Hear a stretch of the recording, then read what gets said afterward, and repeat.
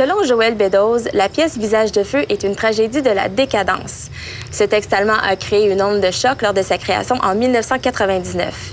Toujours aussi actuelle, cette pièce fait l'objet d'une coproduction entre des théâtres de 3 provinces. Entrevue avec Joël Beddoes. Moi, je trouve que mon rapport à cette pièce est un peu engagé en ce sens où j'ai envie de dénoncer l'apathie à travers mon travail de création. Ouais. Je me le répète une dernière fois pour en être sûr, c'est fini. L'union avec la chair maternelle, c'est insupportable, mais ça s'oublie. Ensuite viennent les humiliations. Il y a des photos de ça. Un bébé, une créature baveuse, gluante.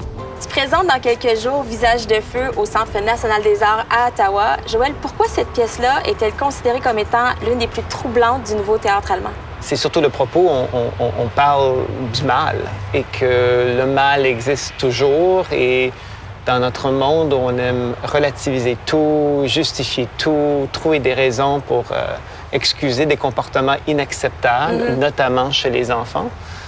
Cette pièce dit non. Cette pièce fait une démonstration très élégante des conséquences de tout cela et dans une forme très accessible. Raconte-nous le synopsis de la pièce sans trop en dévoiler pour qu'on comprenne un peu en quoi ça consiste. C'est l'histoire de Kurt et Olga, qui sont frères et sœurs, qui grandissent dans une maison normale, avec des parents normaux, dans une ville normale en Allemagne. En fait, ce que l'auteur a utilisé comme point de départ, c'était l'idée que dans cette idée du normal, il y a du danger. Il y a du mal qui nous guette. C'est une fausse idée de confort. Ah oui, peut-être. Tout à fait. En fait, quand on est trop confortable, c'est justement là que le mal peut s'installer. Qu'est-ce que vous faites là? C'est vous? Vous voulez nous parler? Il est tard. Ils ne veulent pas parler. Ils nous regardent, c'est tout. Allons dans la cuisine. Tiens-le. Tu l'as décrit comme étant une tragédie de la décadence. Selon toi, en quoi cette décadence-là est propre à notre époque? Je trouve qu'on vit profondément dans une société décadente. Nous sommes tellement confortables sur le plan matériel. Et je dirais, ce qui m'inquiète le plus personnellement, c'est l'absence de réflexion politique et idéologique chez les gens.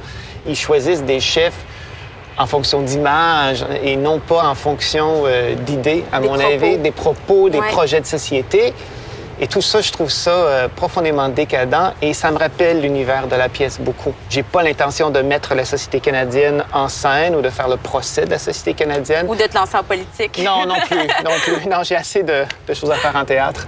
Mais je pense que le spectateur va voir, j'espère en tout cas, le spectateur va voir les dangers inhérents à tout cela et ce que nous vivons sur le plan social et politique ici qui est troublant. Difficile de savoir exactement où tu seras placé pour pousser. Je voudrais que ce soit quelque chose de visible, qu'on peut voir. Tu co-signes aussi l'adaptation du texte avec le traducteur allemand. Pourquoi tu as senti le besoin de revisiter une traduction en français qui avait déjà été faite?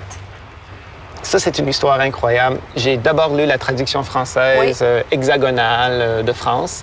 Puis, comme beaucoup de traductions françaises, il y avait une distance, les jeux de mots étaient un peu aplatis. C'est une impression que j'avais sans pouvoir le prouver. J'ai passé une semaine à Berlin avec Franck.